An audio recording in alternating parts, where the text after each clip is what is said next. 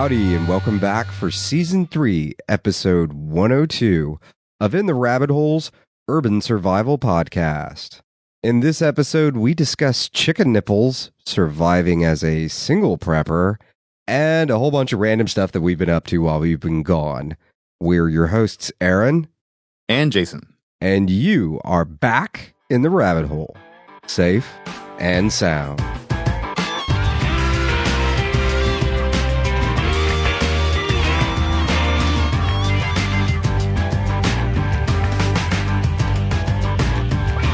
See, y'all thought we were pulling your leg. We're actually back for Season 3. Look at that. Now, admittedly, Jason did have to motivate me today because I was seriously just like, I don't know if I can do a show. He was worn out, man. I'm worn out. I'm worn out. I really am.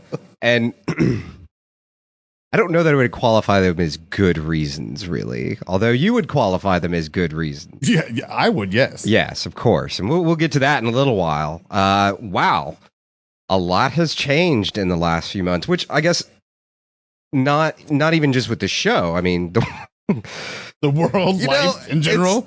We would all, you, me, and Jonathan kept texting each other like, I know we're supposed to be on break, but this is really making me mad. We should just go ahead and do a show right now. You're like, no, we're on break.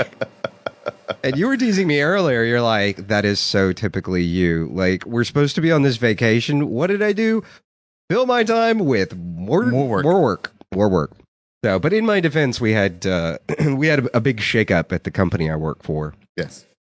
So I'll give you that break. Yeah. I'll give you that. Yeah, and it's so with that company. I guess the quick explanation is that company is a spin-off of another company, and it's a startup. And the problem we were having was everything was going so fast and furious. No one was documenting the processes of their departments.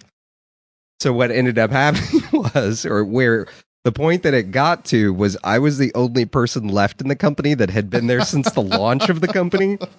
So I was the only person that knew how everything worked, or at least how it was supposed to work. But that's all starting to get tidied up, and we've got a new president of the company and everything, who's an ex-SEAL and really just awesome guy and totally gung-ho and after things. And so we're starting to right the boat, as he likes to say.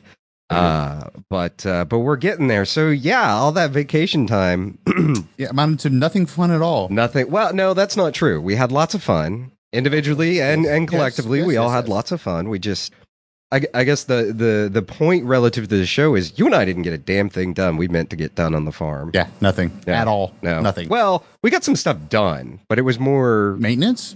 We learned the value of free range chicks. Yes. And well, how not to raise free range chicks. So, but we'll get into that, of course, in just a bit. Today's show is going to be a little loose, and it is going to be a bit of a grab bag of topics. It's going to be a lot of very random topics. We've got so much stuff like in the back of our minds. I mean, even when we were sitting here getting ready for the show, it's just like, I want to talk about this. No, I want to talk about this. There's just so much has gone in the world while we've been off the air. Oh my God. I mean, seriously, it's just like, wow. Every day is a new adventure in, some sort of phony scandal. Every day is a new adventure on what part of the other side of the world is catching on fire and blowing up, or about to blow up. It's getting pretty close to that point of... Yeah. I've had those moments myself where I'm just like, I don't know. Is it worth it? Can it be saved? I don't know. But that's not, that may end up being the topic of the show. If Jonathan joins us a little later on, he's taking care of some stuff too. The day's scheduling kind of got mixed up with the weather and everything else. And of course, cajoling me to sit back down in front of the microphone, which also involved, in my own defense, I have not been up into the studio since we turned off the microphones after season 2. I mean, I've come up here to like get random stuff and to bring books up here that I'm not currently reading and put them on the studio shelf, or to find gun parts that I couldn't figure out what I'd done with them, or to get you to get some of your stuff out of the studio that was lingering. So like the recording table was pushed up against the wall. The external monitor wasn't even hooked up. Half the microphones were kind of all over the place. So we had to do a little cleanup before we started the show today. And that random sock of the blue light. Well, we had to remove your sock off the blue light because you were in between apartments and living in the studio for a little while. So I kept like coming up here to get stuff. And I was like, why is there a sock on that piece of equipment? And like, you were never here when I was coming up here. And I would always forget to. And then finally, like after 2 months of looking at that sock, it's like, why is there a sock on the MIDI? Are you trying to start a fire? And you're like, no, the light's in my eyes. So apparently survival lesson. Yeah, no blue lights, man. No blue lights. It is amazing what a little bitty pin light will do at that angle where you're laying down. That light would shine just like right underneath my eyelids, man. I'd be dreaming in like blue lights and blue haze and it's driving me insane. Absolutely insane. Couldn't go to sleep. So I just tied a dirty sock around it. I'm going to work. That was awesome. And now the MIDI will forever smell like your dirty sock. Hey, man, got to leave my mark. At least you didn't pee in the corner. And I'm aware of. Yeah, that's awesome. That's awesome.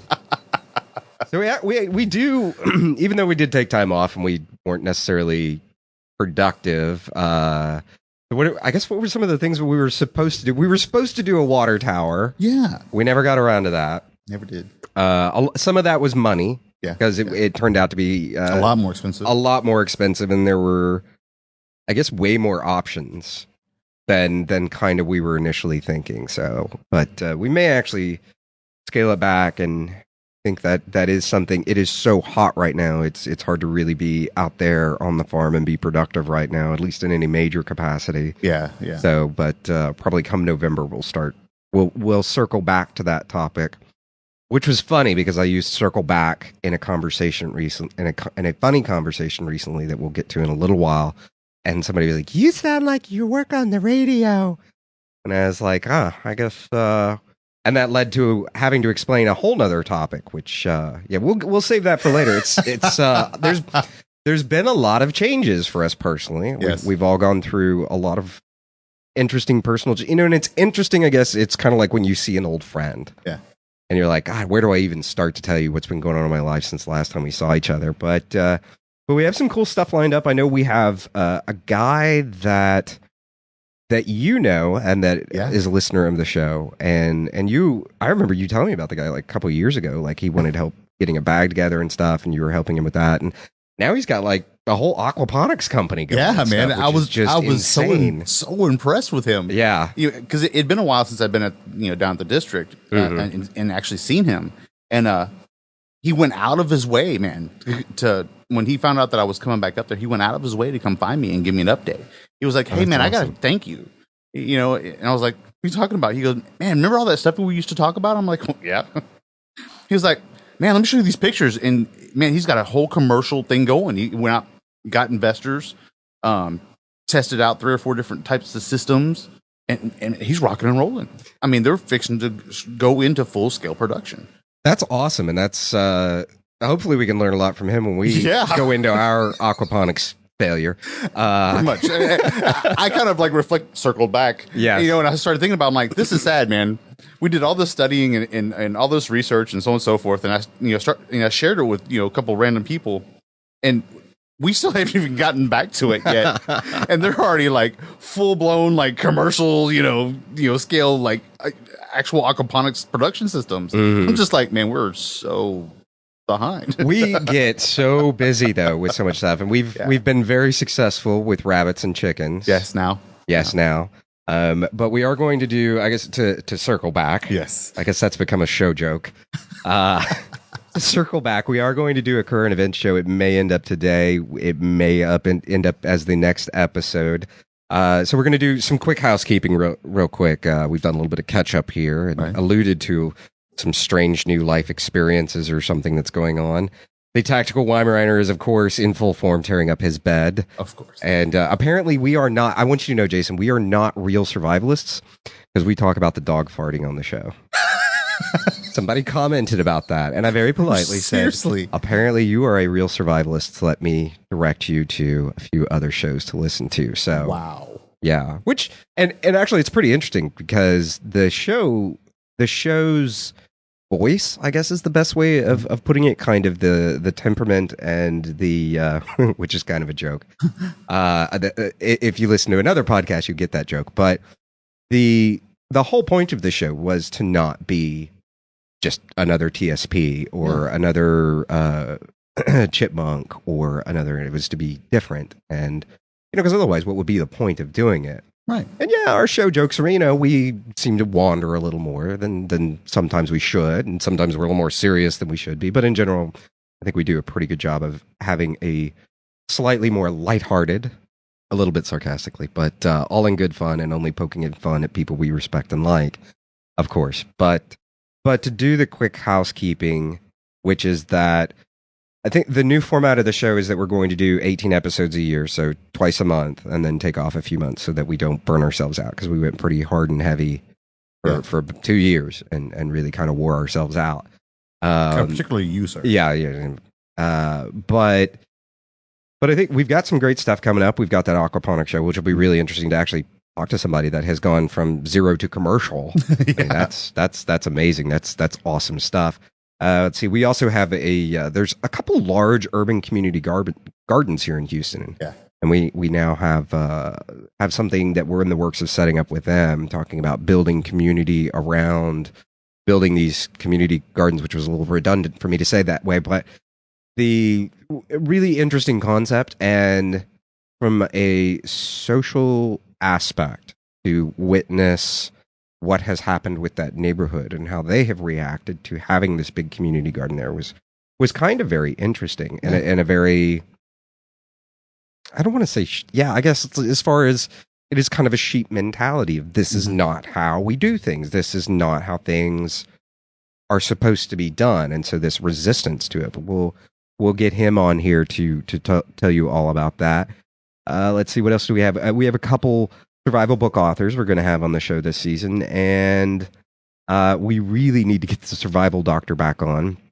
Everybody seemed to really enjoy the show he was on, and I've been really bad about getting back together with him and getting a show on. We're going to do a survival gun show.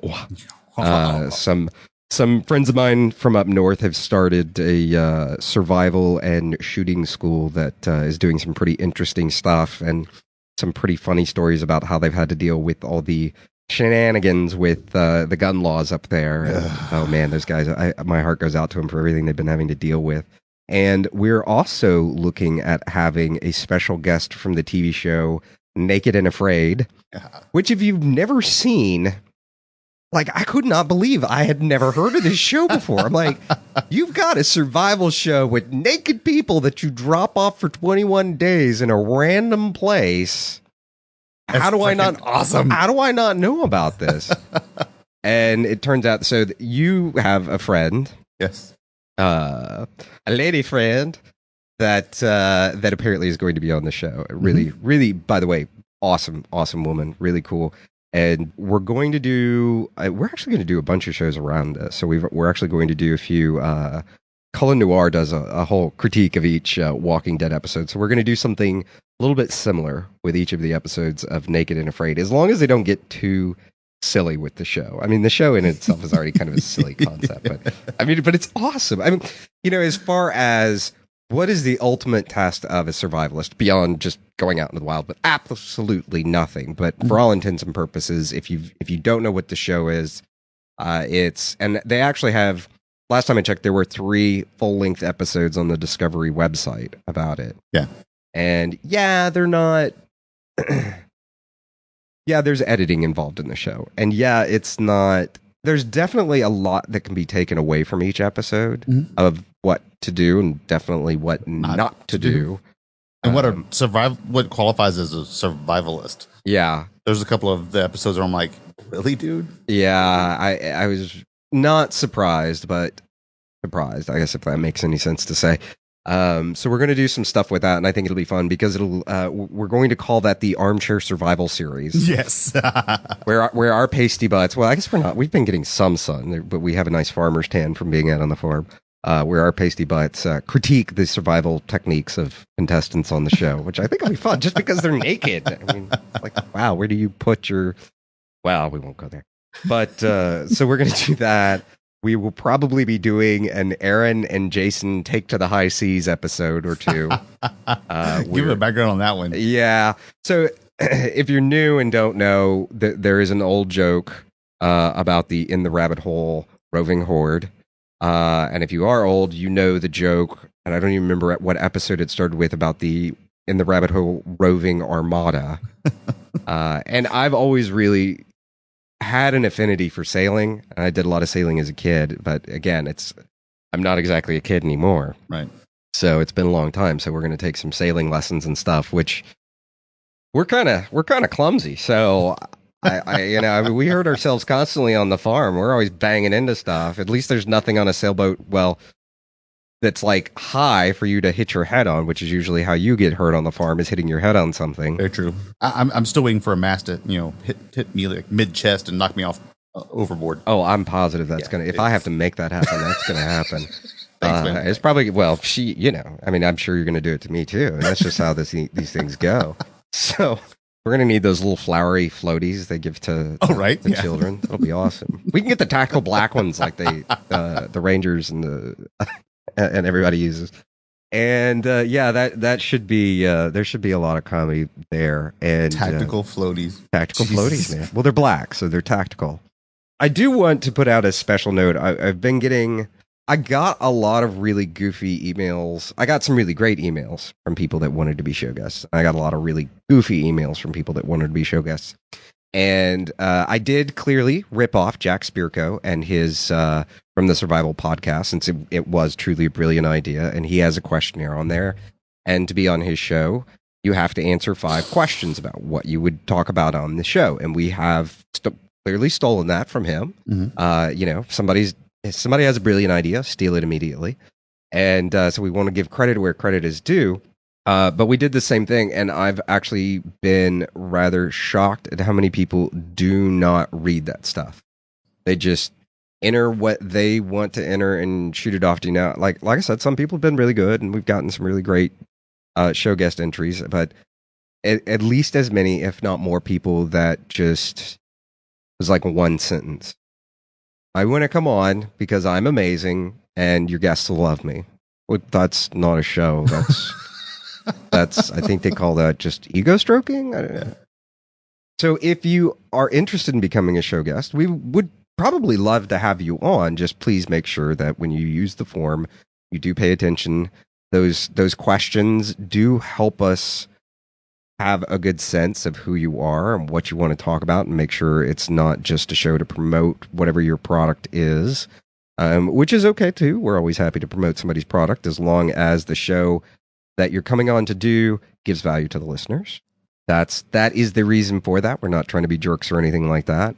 We're just trying to do a little bit of weed out, and we've been getting a lot of random things from random companies about wanting to do guest blogging and stuff. And it's, again, I'm okay with promoting, but it's stuff they're trying to do. It's just, it's like everything. I mean, survival's getting more and more and more popular. So you start seeing more and more advertisers trying to show up. And it's like, one, we're really not that interested in advertisers and taking on advertisers. And I just don't want to deal with it. And two, you can see people that do it badly need a lesson in marketing 101, which is, don't make it about you, make it about them. And they show up and I'm awesome and wonderful and people love me. Is not a good reason to be on the show. Stroke. Yeah, exactly. So, and so now we do have some funny stories to tell. And regretfully, we didn't write down some of the other ones, and I cannot, for the life of me, remember them. And, I was trying to be good about when things that were funny happened on the farm, or good learning lessons that were also funny that happened on the farm. I was trying to be good about writing them down so that we could share them on this season opener.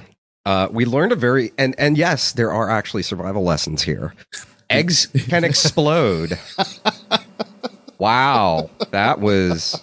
you bore the brunt of that. Yes, sir, I did. Oh, my God. So we learned the value of not letting eggs sit out unattended for too long, especially in Texas heat. Oh, God. Well, there's a couple things that happen. One, baby chickens start growing. It helps if you have hens that are sitting on the eggs. And then the people that receive the eggs, namely my mother, start complaining that their eggs have chicks in them. One of which was apparently pretty far along. I felt really bad. Apparently that was very disturbing for her at 6 a.m. But another valuable lesson we learned is as far as how they're stored and cared for, and make sure you clean them and get them out of the nest quickly and everything like that. Which is also checking to make sure they have not gone bad. That's how we get to exploding eggs, which is if you take eggs that are in sort of a room temperature environment and then walk outside with them in a box that is open on the top, where the temperature is about 110, that temperature shift does something very interesting to a rotten egg that already has a lot of pressure built up in the side of it. Yes. And it's made even worse when you then set those eggs down in the floorboard of your car under your legs. So, yeah, I've pretty much set it up by now. Yeah. So we walk out, we're leaving the building. We lock the gate behind us and everything. And we get about a block down the road, stop at a stop sign, and all of a sudden I hear a pop. We almost thought like a gun went off. Yeah. You did. Yeah.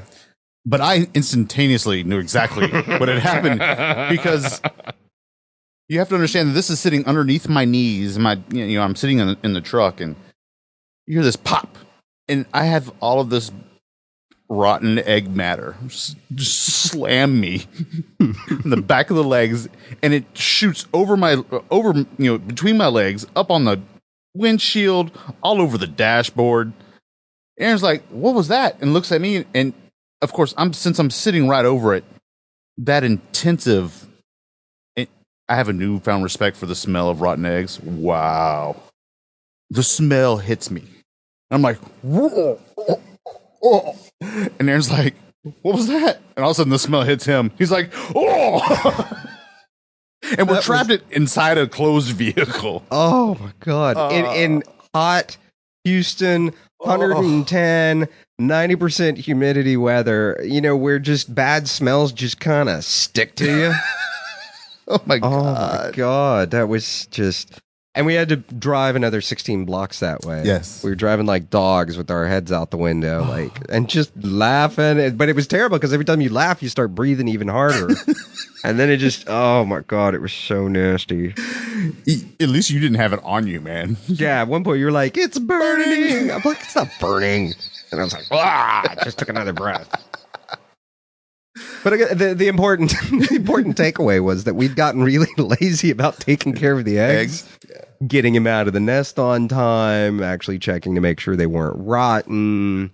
There is a period of time where eggs can go, and it's pretty long, can go unrefrigerated, but it's, as we found, a good idea.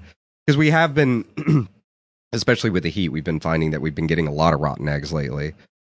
Because we hadn't been taking them out fast enough, and we hadn't been getting them into a cool environment fast enough, and cleaning them off, because chickens are nasty. And especially when it rains out and it gets mucky, then you're supposed to have these wonderful blue eggs, or at least we are, because we have a lot of Americanas, and we end up with dirty brown eggs. That's a good way to put it. And you're just like, I don't even want to collect this egg. That's just, yeah. Newfound respect for chicken and egg farmer ranchers. Yes. Yeah. So that is the rotten egg story. We also have a very dirty bunny story. Oh yeah. I cannot remember a time that I have felt more horrible as a human being than when I saw the mess. So we learned another valuable lesson, which was it's not always such a bad idea to overbuild things. Yes. I will see that. We'd gone to Home Depot. We were building another roof to suspend a large, a large cage. What is it, like 6 feet by 36 inches by 36 inches, roughly, is about the size of this cage. And the purpose of this cage is to be a holding cage for when chickens. For chickens. That's why we didn't over engineer, because we're like, a chick weighs like Nothing. Yeah, but the difference is, since we're now doing chickens in the summer and rabbits in the winter, we started using that cage for rabbits. Mm-hmm. And at the tail end of the last season, we had our just bumper crop of rabbits. And so we had all these baby bunnies that they were getting pretty big. I mean, they were ready for culling. Mm-hmm. And that's a lot of, I think we're limiting it to 10 rabbits at a time in there. But they still get pretty big and they're jumping around. They're young rabbits. Mm-hmm. They're hyperactive. And then a storm hits and then they're really hyperactive in there. And we'd gone to Home Depot and I think we got the wrong length of eyelet screw. Yeah. And we thought, oh, it'll be okay. We've never had a problem before. It'll probably hold just fine. Storm hit, and because we'd been having a few storms, we hadn't really cleaned the farm in probably 2 weeks. And since the base of the farm is concrete, there's really nowhere for the muck to go unless we're out there shoveling it and cleaning it. I mean, it can go down the drain, but in general, we try not to let it go down, like the big storm drain. We try not to let it go down the big storm drain.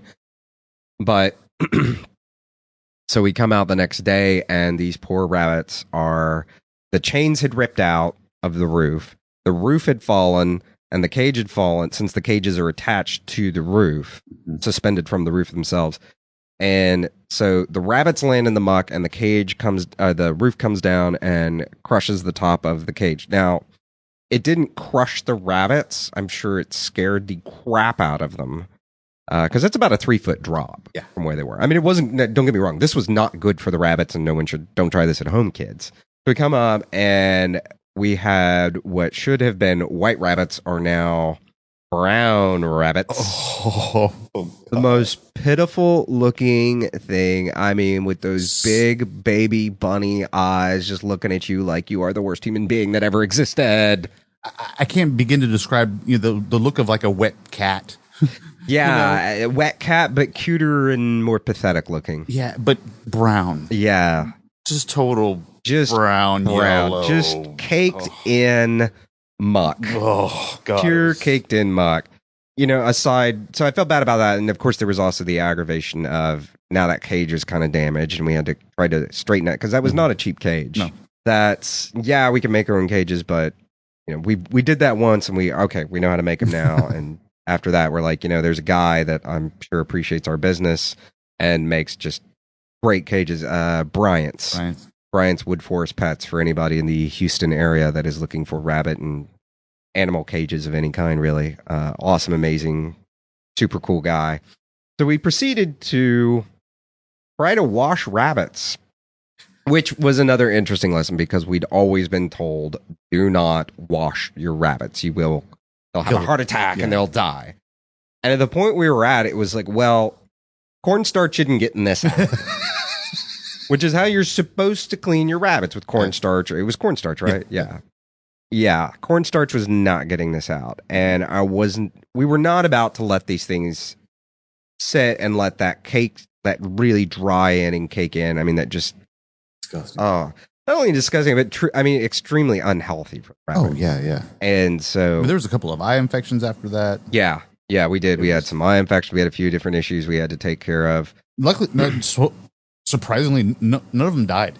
Yeah, that really shocked me. Ribs, but a few broken ribs. We found that out when we eventually did cull them. Yeah. But I guess I don't know that it would ever make this a common practice. But at least our rabbits did not die even after they got a prison shower, which I felt just as bad. I felt almost as bad about that as I did about seeing them like lying in the muck in this like messed up cage. The quick version is, so we get the rabbits out, and the whole time we're like, oh my God, and the farm just, not as bad as the rotten egg, but man, when that farm gets wet, oh my God, it stinks. And it's that stink that sticks in your nose and won't get out for like a day. So we're taking all these rabbits that are pissed off. They're covered in manure. Chocolate Easter bunny covered in manure. They're trying to scratch you. And you don't want to, and that, and you're like, I don't want the infection either. Right. Thank you very much. And so, God, I think there was actually about a dozen rabbits in that cage at the time. So we had to shuffle some other rabbits around because we were out of cage space. So we break them up and we get like 6 rabbits to a cage, and then we haul out the water hose, which the stupid water hose is 300 feet long. Oh, at least. Yeah. And you were like out there like you were a pack mule, like trying to lug this. I mean, just imagine 300 feet of water hose. It's heavy duty hose too. Yeah, it's that really heavy duty hose. Damn, it was heavy. We're dragging it across the property, and then after that, it was like rabbit prison shower. You're all huddled in the corner, and we're just like, there's just nothing. Because we even tried a bucket. Mm-hmm. One, they were scratching us all up, which was back to I don't need that infection. 2, the rabbits really didn't seem it, and it was just the muck on them was so thick. Mm-hmm. We would have needed a dozen buckets, and would have needed to change out the water every time. I mean, like the big 5-gallon buckets to really wash the rabbits off. So we just went with the water hose, and we're like, well, just blasted them, just blast them. But even that, I mean, the stuff had already kind of dried in, so we were out there like hosing them down for a while, and it was just watching everything drain off the bottom of the cage from them. Oh my God. Felt so bad. Dude, I'm even getting goosebumps even remembering it. I felt like a horrible human being. I still feel like a horrible human being about it. Luckily, it was really hot. It had already started getting pretty hot out, so the rabbits dried off pretty quickly. They looked like a cat had sucked on them. Yeah. For about a good 4 weeks, which I guess we're not raising show rabbits, but it's still we have a very pretty farm, and we have very pretty rabbits. Then you go out there, and then these 2 cages of punk rock looking rabbits are all spiky and like crazy looking, and you're still finding like spots of muck on them for days and trying to get it off them. So, but shockingly enough, did not kill any rabbits. Mm-hmm. And we had a few eye infections that we took care of easy enough. Mm-hmm. But other than that, we didn't really have any problems. Other than being really mad that the cage got bent up and we had to unbend it. So the end result was that with the cage was that we got longer eyelet bolts instead of the eyelet screws, and we just drilled straight through the 2x4 that we make the roof out of, and then put a washer and nut on the other end of it. And it was like, if it pulls that out, then there's a tornado, and everything here is gone anyway. So there'll be rabbits swirling around, but a perfectly still intact roof. Anyway, lesson learned, and I think that's as far as we still have a few more roofs to build to finish out the expansion of the farm. We'll probably do that and probably reinforce some of the chains a little bit more. But that was an interesting and very sad learning. Poor bunnies. Those poor bunnies. Like, I wouldn't even take a picture of it. Although I did that was the other thing that we actually did forget to put in my notes. Wasn't so much funny. And Daryl from Florida Hillbilly got a rather disgusting picture from me. You got it too. Which was, we had a chicken that had a prolapsed vent. I walk out to the farm, and I'd heard of it in bodybuilders, which is usually referred to as a prolapsed anus. Mm-hmm. But I didn't know this happened with chickens. They're not out there powerlifting, so never really thought chicken's back end's going to blow out. And apparently, if you catch it early enough, you can actually put, from what I read, you can put preparation H on it and stuff like that, which is a little more effort to put into a chicken than I'm willing to do. I mean, first you got to catch the chicken. And then shove preparation preparation H up its ass. Exactly. I mean, I don't know. It's pretty easy to make chickens. I just say, let's eat it and make a new one. So that's kind of what ended up happening. And usually if you catch it early enough, it just looks kind of puckered or really puckered and kind of puffy and blown out and red. Ours had actually gotten to the point where its entrails had already fallen out, which I was like, man, this is a badly designed animal. And did some reading. And it's really weird. Like, there's very little solid information on what, or at least everything felt kind of fluffy, so to speak, as far as the information on what causes it. And people are like, oh, it's a calcium deficiency, and the chicken's laying eggs that are too big. And it's like, well, I can't ask the chicken to reduce the size of its eggs. Although we have had a few I guess maybe that's where those eggs came from. We've had a few eggs that have come out, and it's like, holy crap, this is like a goose egg. Which one of you did that? I guess it was that chicken. I guess. I guess so. I remember the text now. The title was chicken blowout. Yeah. Like, what the hell? And then you saw the picture, and you're like, oh my God. First, your eyes have to kind of grapple with, what am I looking at? And then it's like, oh. Yeah, it ain't pretty. And Daryl, I can't remember if I thanked you or not, but thank you for responding to me with what was going on and where to go to look up the information on how to deal with it. Although that chicken just met with a meat cleaver. It was not worth trying to fix all that disgusting nastiness that was going on. But it was really weird. And I guess it depends on the individual on how they're going to deal with it. But apparently you can face down your chicken and rub its butt with Preparation H, which I've never met a chicken I liked that much that I wanted to get that personal with. Yeah. I mean, no thank you. No thank you. I have no interest in being a chicken proctologist. Yeah, it was messed up. And no, that picture will not be in the show notes. I have deleted it because it was on my iPhone, and I kept going into my iPhone and show people random pictures, and there was this chicken with a blown out butt. And I'm like, then the questions ensue. Why do you have that's really not attractive. Why do you have that picture in your phone? It's, well, long story. Not really a survival related story, but a really quite comical story of one night I was sitting on my sofa and I was writing and doing a bunch of work, and all of a sudden I hear some rustling around in the kitchen at my dog's food bowl. But I look over on the sofa and the tactical Weimaraner is fast asleep next to me. Well, what in the world could that noise be? I get up and I walk into the kitchen, and there is a damn possum in there. And Baron walks up like, "Hey, Bob the cat, where are you going?" Apparently this possum had been, I thought, wow, Baron's doing really well. He's eating a lot. No. Baron thought we had a new cat, apparently, because he was all friendly with this possum. Like, Bob, what's going on? Possum ends up freaking out, running into my back bedroom that's been turned into kind of like the master closet and bathroom or whatever. And Possum runs in there and runs in behind the toilet. The other reason I was getting up was because I really had to go to the bathroom. So now I'm standing there and there's this possum looking at me from behind the toilet. And I'm like, I don't care. I gotta go. And the whole time it's like hissing at me. You want to talk about bladder control? Like really focusing, like, don't you bite me. Don't you bite me. Talk about a shy bladder. That'll make your bladder shy. But it was actually just a baby possum. So I was being a big wuss about it all. But eventually I did find a plastic bucket and managed to convince the possum to get in the plastic bucket by smacking it in the ass with the lid to the plastic bucket and dumped it outside. But I guess lesson learned, apparently possums will not attack you while you're peeing.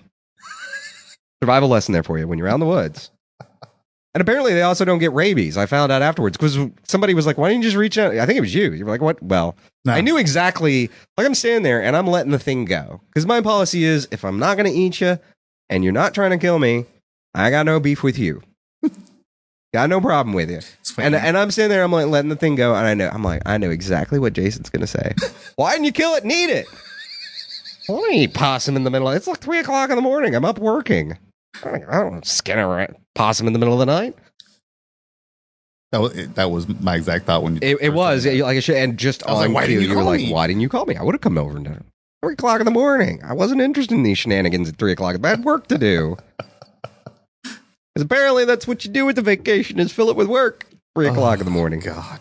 But and I guess another random. And my other thing was I didn't want to reach down and grab it because I kept picturing. Because that was my first thing. I'll just reach down and grab it, throw it out. Possums usually play. I mean, how bad they can be, but they got some teeth on them. Oh yeah. And I was also thinking the last thing I was on a deadline, 3 o'clock in the morning. The last thing I want to do is go wandering into an ER at 3 o'clock in the morning in my pajamas with this angry possum in my hand, being like, "This thing bit me. I need rabies shots." Found out apparently possums don't carry rabies. Marsupial. Yes, marsupial or pseudo marsupial or whatever. No, is it a proper marsupial? I mean, I knew it was It's got a pouch. Okay, it's a proper marsupial then. So I knew that much about him. But anyway, apparently they cannot contract rabies. And apparently, old dogs with a little touch of cataracts will think a possum is a cat. Useless dog. Hey, he was coming in. Going to the food bowl. Yeah. So apparently what had happened was the dryer hose had come loose and had left a nice big hole in the laundry closet that's just off the kitchen. And so I was having this possum was coming, and apparently I've been feeding the thing. Like, man, this dog is going through a lot of dog food. What's going on here? I mean, I knew possums ate dog food, but it just never occurred to me, like, my dog is not eating that much more. There's a possum in my house. Inside the house, no less. Yeah. And I kept thinking, I was like, kitchen gets kind of hot when the dryer's on. It's not supposed to do that. And then I'd get sidetracked and busy and not go look at what was going on. Apparently, that's what was going on. So I guess there was a little bit of a survival lesson in there that possums don't carry rabies. But I still didn't want to pick the thing up with my bare hands. Possums are nasty. I don't kill anything. I'm not going to eat. And they didn't try to eat me. I didn't say not eat it. And I guess we do have another quick farm update, which is a new project we're going to try out, which is chicken nipples. Ha! Which is absolutely not at all what you think. So we've been having this issue with, it's hot. We have a lot of chickens right now because we haven't culled. And they are going through, the chickens drink more flaming water than the rabbits do, which just blows my mind. Right, yeah, I would have never thought. Who would have ever thought? So I'm having to drag 2.5 gallons of water out there every day, and that's not even enough for them. So I found this crazy thing on Amazon. I will list it in the show notes. I cannot promise it will work because we haven't tried it yet. But it is essentially a water, it's kind of like our rabbit water system, where you hook it up with a spout to a 5-gallon bucket, and then it comes down in a hose, and then there's a little PVC pipe, and then there are these little nipples that you see. And apparently, the chickens, as stupid as they are intelligent enough, or just peck the shit out of everything they can find, which is my only guess of how they actually figure out that these things work. And they just peck the little nipples, and water comes out, and apparently that feeds them, or waters them. So that should be a quick and interesting project. And Jason is up in the air. He's not buying it's working. Mm-mm. I'm of a mixed bag here. I'm willing to give it a shot, because it's a lot better than that nasty having to clean out that nasty water. Yeah. It's amazing how dirty that thing gets. It's up in the air. No, it's not. Chickens are disgusting. Disgusting animals. And these people that keep chickens is bad. I don't understand you. They're nasty animals. Nasty. Dude, and you haven't even gutted and cleaned one yet. Just wait. Yeah. Oh, I'll do a rabbit before I'll do a chicken, man. Oh God. Oh, the smell. We have a lot of both to do. Yes, and yes. Yeah, because I think we're sitting on 11 chickens we need to call, and 10 rabbits that will they're due in about another week. No, are they ready now? Yeah, I was looking at them. They're okay. I guess my problem is I look at them every single day. Right. And so for me, we still had that joke with Daryl about keeping, like, even you get the Farm Timer app and you're still bad about keeping up with it. Sad.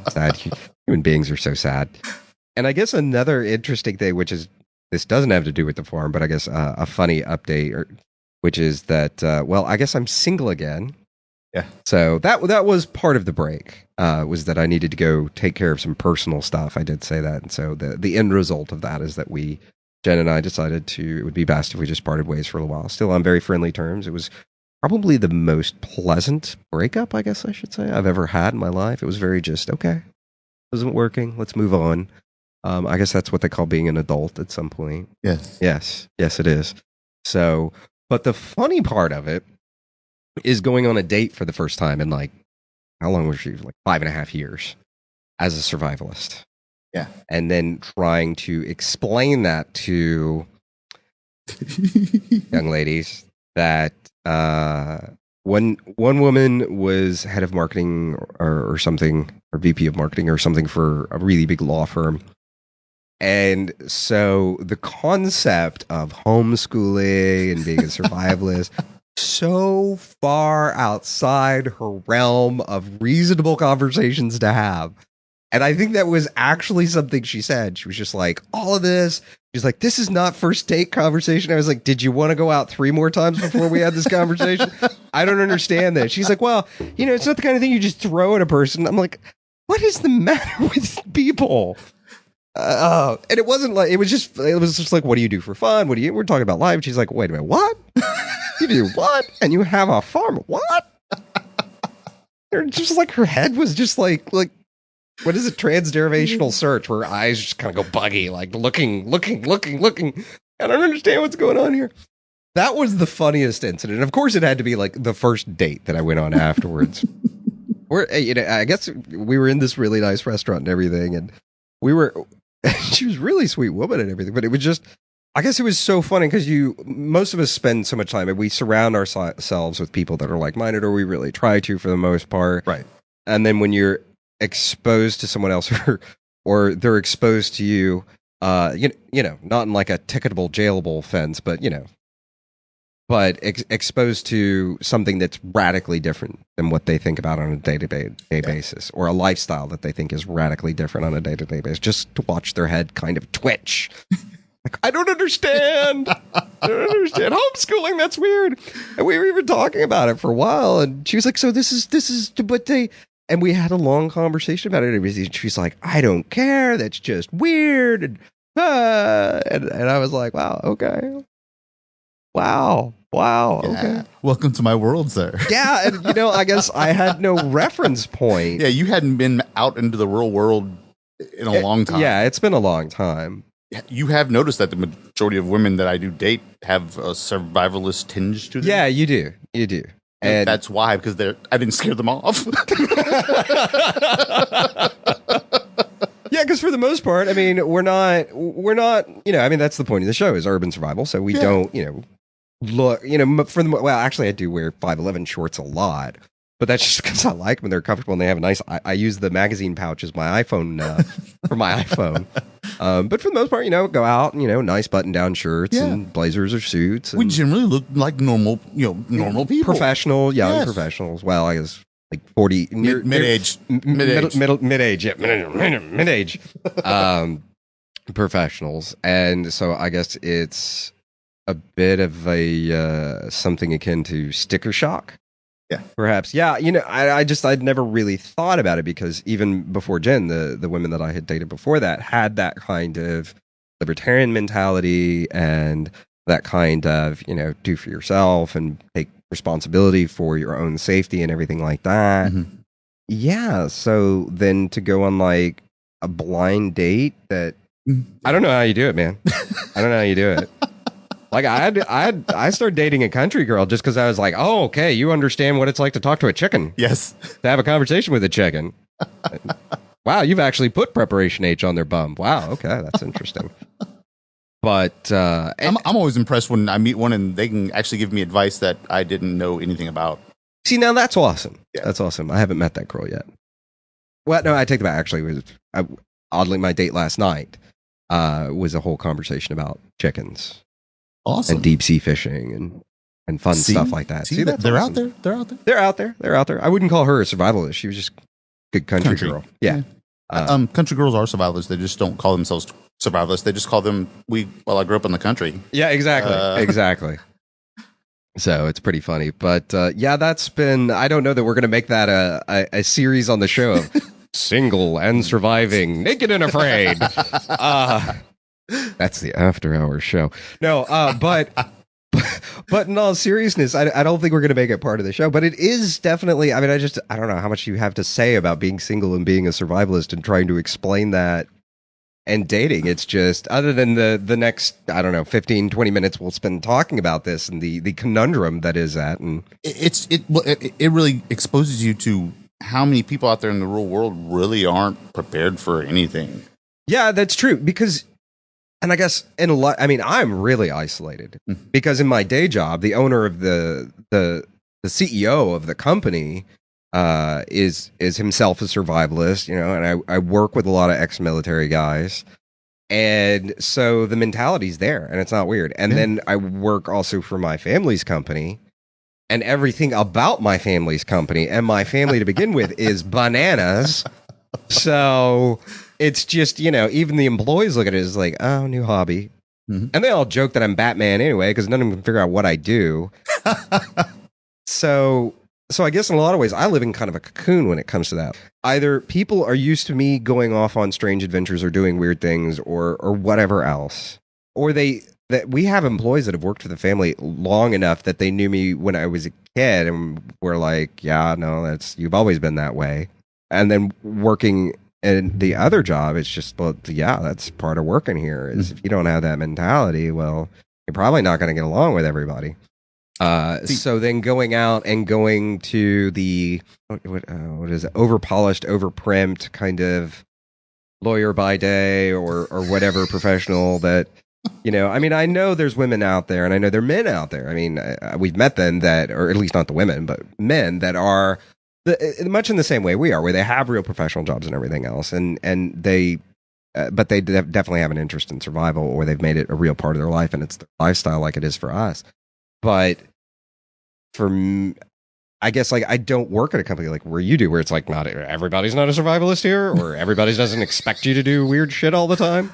Yeah, I'm definitely the weird one at my See, office. I don't have that. So I guess it was even more of a shock to me to go on this date and be like, you don't prep, you don't keep water. I mean, I'm joking around a little bit. I mean, I don't think most people do, which is a huge shame, and it's part of the reason why we do the show. So that people have an alternative, and so that new preppers hopefully catch us and don't listen to somebody scream till they have a prolapsed vent, right? And maybe get scared off by the topic. See, this is what I've learned being out in the real world. You have to give them little doses. So I have a farm. Yeah, I have an urban farm. That's how I cover that topic or that area. And then I shoot for a hobby. That covers all the other, the bailout bags and the 4 guns in the car and the knives and full, bailout bag. Like, whenever they need something, they automatically come to me because they know that I probably have it in my bag. Yeah, I guess that's the part I haven't gotten used to is toning it down and doing it slowly. Yeah. And you have to do it in a generalization. Yeah, exactly. Because if you start talking like prepper talk, to normal people, their eyes glaze over and they're like, oh my God, you're one of those crazy extremist people. Yeah. And I'm like, they make reality TV shows about you people. Do you have a gas mask? Around here somewhere, but I don't carry it with me. Why? Is there an attack coming? I don't know. No, but yeah, it is weird. I guess I've just gotten so used to it that it's such an open topic of conversation in my daily life. That's not real world. Dude. Yeah, no. And it makes dating rather. Now I've gotten to the point where I'm intentionally being antagonistic on dates. Like I'm just like, nice to meet you. I'm a survivalist. How you doing? Just to watch their eyes bug out. Yeah, I think yes. Yeah. And actually, I think a few people have actually emailed in about this before, and I think there may have even been a thread about it once, as far as being single and being a prepper and meeting other preppers. And I do know that a few websites have started up around single preppers. No kidding. Yeah, and they've been around for a while. But you go, I mean, and I've gone on out of curiosity before I was in this position. And it's funny. I mean, most of it's such a small community that most of it you go on. It's not like Match or something like that where there's constantly new people every day. So you're seeing like profiles that are like years old. People aren't there anymore and everything else. But it's funny. I think there was another one, and I can't even remember the name of it. And honestly, it wasn't not even worth mentioning on the show. But I mean, I've gotten emails about it. Like, how do you deal with it? I'm like, I don't know. I haven't had to deal with that in a long time. They are out there, though. They are out there, as you found. Yes. Like, you showed up, and I was like, she works where? She does what? But and she looks like that? Really? Really? I'm not buying this shit. I mean, I guess it's not my place to say where she works, but I guess for juxtaposition, she works for, not necessarily extreme, but high-end luxury goods company. Very old, very Italian luxury goods company. Good way to put it. There we go. Yes. There we go. Very prim looking during the day, very professional, very expensive clothes, very put together. Yes. To sit and say, and she's talking about it, and I guess that goes back. She grew up a country girl, and everything else. But I think it was interesting when you brought her around, and I was like, "Holy crap!" There are actually. They are out there. They are out there. But I think the other thing is being, I guess, coming up on, we'll say it that way, coming up on middle age. Yes. And being single again and being a survivalist is kind of interesting because you start to get kind of set in your ways. And a lot of survivalists in general, we tend to be a little set in our ways. No, this is how we label the can. This is how we stack the food. So I guess that's kind of funny. But like I said, we're not going to make a whole show out of this or series out of this of single and surviving naked and afraid or anything like that. But which that would be a funny show. But I don't think we're going to do that. I think just sharing interesting life experience. And for those of you that have emailed me, well, I guess I know what you're talking about now. Because that's tricky. That is tricky. Because I guess the tendency is to just kind of, it's like anytime you meet anyone and you want to start talking about and getting to know, does this person share my passion? And if they show even the most remote interest, even if that's more interest is really more shock that you're reading as interest, the tendency is to start just overloading them with way too much. See, what I've found, there's 3 little key areas. Like when you start discussing this with a female that you're interested in. Do they hunt? Do they like gardening? And what was their relationship with their grandparents? Well, that's interesting. So if they're coming from an agricultural background, their grandparents, and they had a close relationship with them, their grandparents taught them something, or they at least saw their grandparents storing food, harvesting things, growing things. They played in a garden when they were little kids. Yeah. Something along those lines. The mentality and the groundwork is already there. Yes. If they're not already a full-blown prepper. That's interesting. Yes. Good to know. Yeah. Good to know. Just giving you that little tidbit of, I appreciate that. Appreciate that. Dating advice. I don't want to freak too many of them out. It's fun. Yeah. How about that look on their face when they're like anti-gun and all of a sudden they realize that you get to your house and you're like, what's that? See, like, I get that conversation out of the way right away. Yeah. I get that out of the way right away. Because my thing is, I don't feel the need to change other people's opinions about it. If you're not into guns or you're anti-gun or something like that,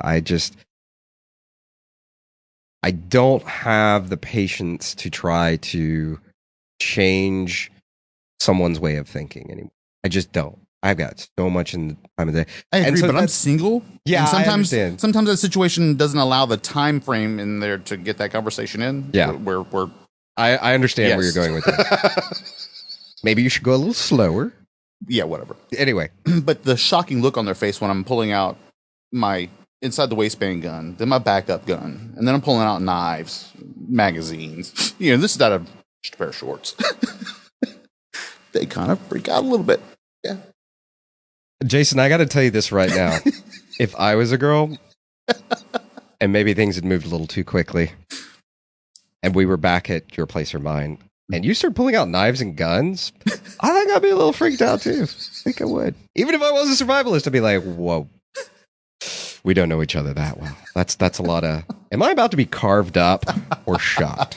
Not really sure what's about to happen here. You know what? You truly know that they're down with it when they're like, okay, so you're not going to eat me, right?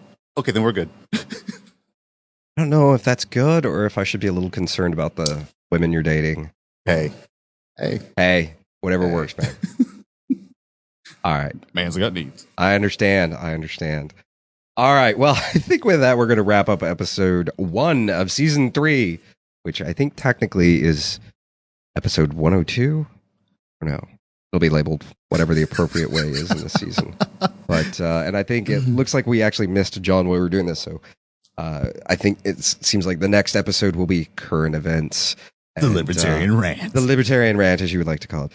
But anyway, it's good to be back. Man, excellent to be back. It is. To be talking and re-engaged and back in front of the microphone. Yeah. All right. Well, ladies and gentlemen, we are back as promised. Told you we would be back. Y'all can stop sending me those ugly emails about how you're going to hunt me down and do strange things to Bob the cat or my dog. Stop sending those nasty emails. Give me bad dreams. Daryl.